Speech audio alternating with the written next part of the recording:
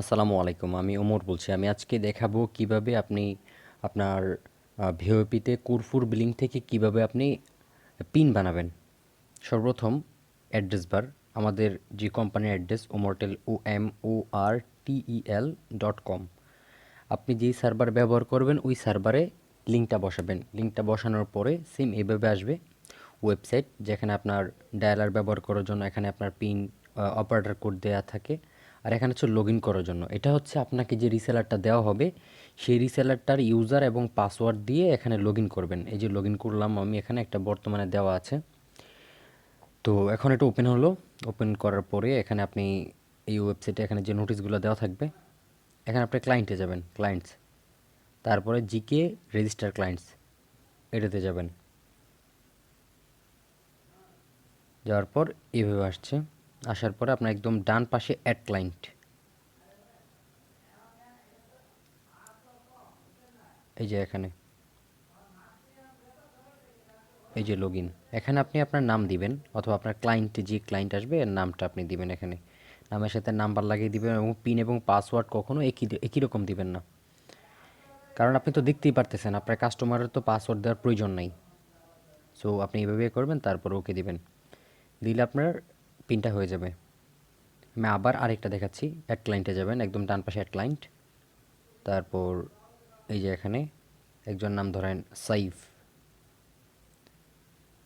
Type হয়ে গেছে সাইফ। এভাবে পাসওয়ার্ড, পিন এবং পাসওয়ার্ড কখনো একই রকম দিবেন না। আর কখনো আপনার ইউজার বানাইতে গেলে কখনো যদি আপনার পিন না হয় সেক্ষেত্রে সাথে নাম্বার লাগিয়ে দিবেন, কারণ সেম নামে নাও থাকতে পারে।